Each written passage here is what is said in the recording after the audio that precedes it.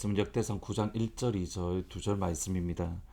온 이스라엘이 그 계보대로 계수되어 그들은 이스라엘 왕조 실록에 기록되니라. 유다가 범죄함으로 말미암아 바벨론으로 사로잡혀 갔더니 그들의 땅 안에 있는 성읍에 처음으로 거주한 이스라엘 사람들은 제사장들과 레위 사람들과 느디님 사람들이더라. 이스라엘 역사 가운데 일하시는 하나님을 선포하는 성경 말씀이 특별히 구약 성경에서는 역사서라고 말을 합니다.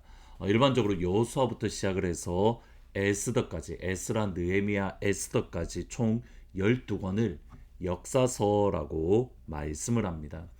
그 가운데 다윗 왕, 사울 왕부터 시작을 해서 북이스라엘 그리고 유다의 마지막 왕까지의 역사를 기록한 말씀은 사무엘 상하, 열왕기 상하, 그리고 역대 상하입니다. 그리고 이에 나오는 에스라, 느헤미야, 에스더는 이스라엘 백성들이 바벨론 포로 이후에 그들이 또 어떤 역사를 이끌어 갔는가, 또 어떻게 역사를 세웠는가, 포로 이후의 역사를 기록한 말씀입니다. 여기 열왕기 상하와 역대 상하는 같은 유다의 이스라엘 왕들의 역사를 기록하지만 그 관점이 조금은 다릅니다. 일반적으로 열왕기상, 열왕기하는 유다의 왕과 북이스라엘 왕의 역사를 모두 기록하지만 역대상하는 유다 왕의 기록 역사만을 기록을 합니다. 이런 관점에서 열왕기상하는 선지자적 관점에서 기록되었다. 이렇게 표현을 하기도 하고, 반면에 역대상, 역대하의 말씀은 제사장적 관점에서 기록되었다. 이렇게 말하기도 합니다. 100% 설득력이 있다라고 고백할 수는 없지만 어느 정도 그 평가가 정당한 것도 사실입니다. 역대상, 역대하의 말씀을 읽어받아 보시면 예배와 성전, 예배와 예루살렘 성전을 강조하는 것을 보게 됩니다. 오늘 본문의 말씀도 역시 그렇습니다. 이스라엘 지파의 족보를 기록한 이후에 1절에서 이렇게 말을 합니다. 9장 1절에 보시면 온 이스라엘이 그 계수대로 계수되어 그들은 이스라엘 왕조실록에 기록되니라. 우리 성경에는 번역되지 않은데 1절 첫 시작은 보라라는 희네라는 말로 시작을 합니다. 보라, 온 이스라엘이 그 족보대로 계수되어 이스라엘 왕조실록에 기록되었다. 지금까지 살펴보았던 것처럼 족보 가운데에 드러나는 하나님의 역사, 족보 가운데 드러나는 하나님의 인도하심을 분명하게 볼 수 있고, 또 하나님의 역사를 본 사람은 감탄하고 감격하게 되는 겁니다.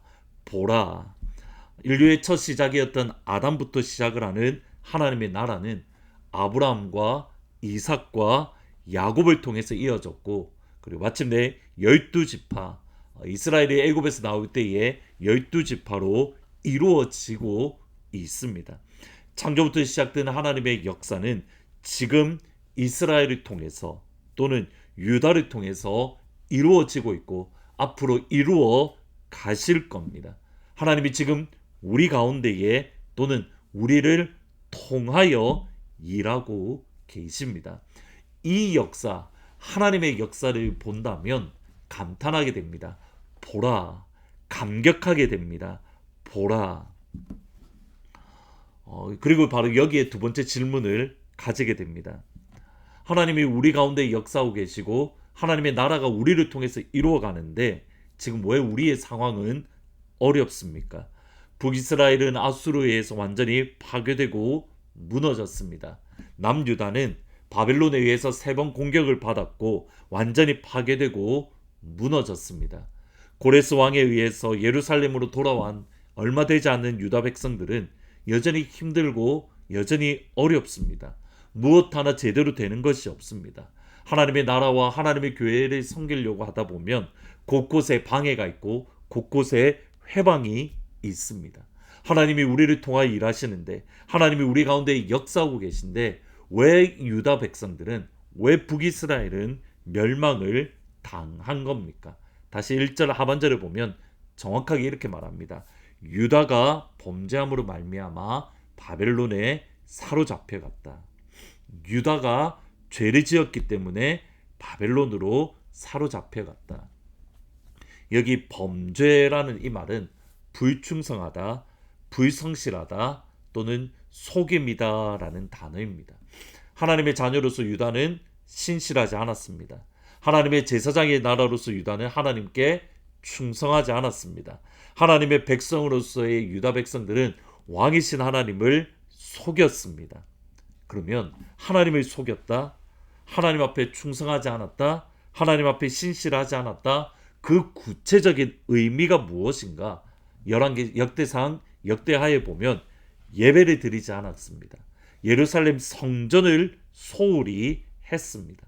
마음을 다하고 뜻을 다하고 힘을 다하여 예배드리고 그 예배를 드리는 예루살렘 성전을 중요하게 여기고 그 예루살렘 성전을 중심으로 살아야 되는데 유다 백성들은 그렇게 하지 않았던 겁니다.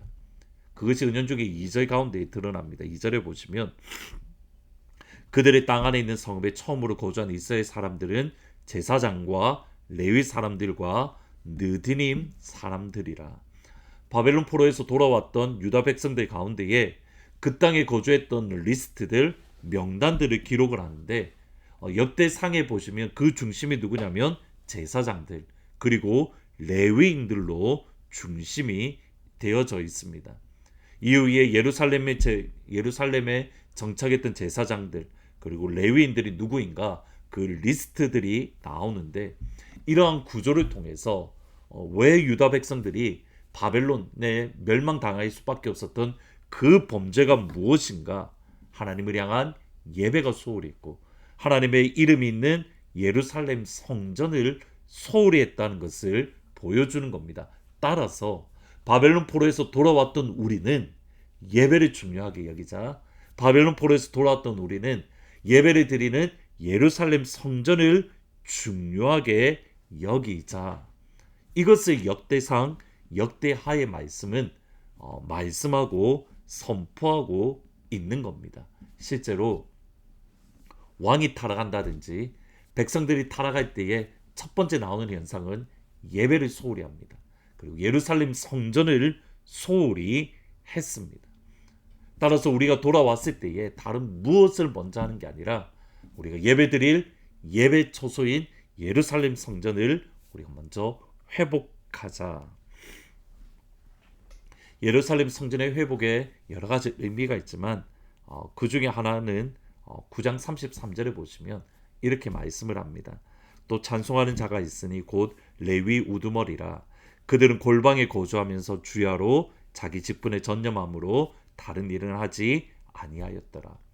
하나님의 성전에서 찬양이 끊임없이 퍼져야 되는데 그 찬양을 드리는 레위인들의 골방, 예루살렘 성전에 있는 골방에 거주하면서 주야로 찬양 드리는 직분에 전념할 수 있도록 다른 어떠한 일들은 하지 않고 24시간 찬양 드리고 24시간 예배하고 24시간 하나님의 이름을 높일 수 있도록 그들을 따로 분리해서 또는 따로 세워서 그들은 이 사역에만 전념케 하자. 이것이 다름 아닌 유다 백성들이 돌아온 이후에 그들의 신앙의 모습입니다. 그들 가운데에 예배가 있고 그들 가운데 하나님을 향한 찬양과 감사가 있고 바벨론 포로로 잡혀갔던 이유도 예배와 예배 드리는 교회 성전의 문제였고 그들이 돌아온 이후에 집중했던 것도 예배의 회복과 예루살렘 성전의 회복입니다. 우리가 오늘 이 시간 다시 한번 점검해야 되고 또 회복해야 될 것들은 다른 것이 아니라 과연 우리 삶에 있어서 예배는 어떤 순위를 가지고 있는가? 우리 삶의 중심은 어디에 놓여져 있는가? 예배와 예배 초소인 교회를 중심으로 우리의 삶과 우리의 생각과 우리의 영혼과 우리의 모든 것을 다시 한번 재조정할 수 있는 그러한 오늘 하루가 되기를 주님의 이름으로 축복합니다. 예배 중심의 삶 그리고 예배를 드리는 하나님의 이름이 있는 교회를 중심으로 살아가는 삶 이것이 하나님께서 기뻐하시는 그러한 삶입니다. 우리의 삶을 오늘 예배와 교회 중심으로 새롭게 정리하고 정돈하고 그리고 우리 삶 가운데의 조화와 영적인 조화와 영적인 균형을 맞출 수 있는 그런 오늘 하루가 될 수 있기를 하나님의 모든 가족들을 주님의 이름으로 축복합니다.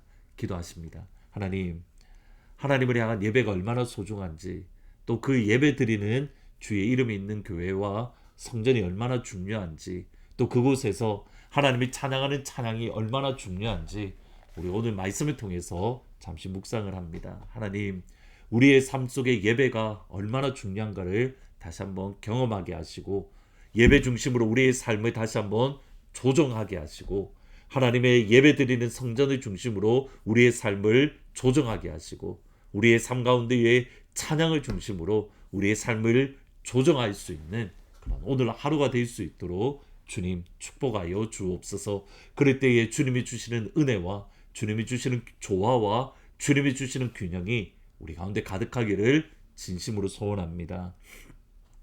우리 삶의 균형을 주시고 조화를 주시는 그 예수님께서 서문장 원사님을 치유하십니다. 이용복 장로님을 치유하십니다. 엔젤을 치유합니다. 지영자매를 치유합니다. 은혜를 치유하여 주십니다. 하나님, 유스 수련회가 다음 주 한 주 다가왔습니다.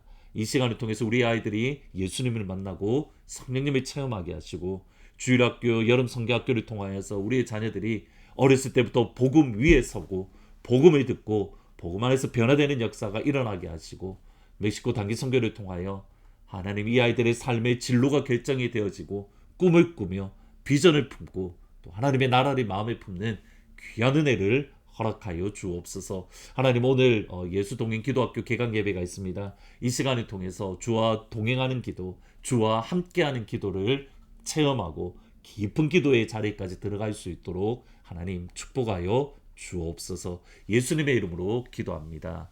아멘. 예배와 성전을 중심으로 우리 삶을 재조정하는 그런 하루가 되기를 축복합니다. 오늘 저녁 8시 기도 시간에 다시 찾아뵙도록 하겠습니다.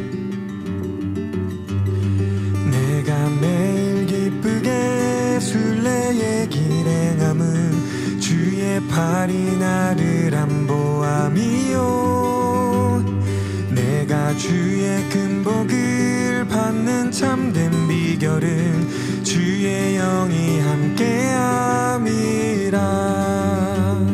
전에 죄에 빠져서 평안함이 없을 때 예수 십자가의 공로 힘입어 그 발 아래 엎드려 참된 평화 얻는 주의 영이 함께함이라. 성령이 계시네, 할렐루야 함께 하시네. 좁은 길을 걸으며 밤낮 기뻐하는 것 주의 영이 함께하시네.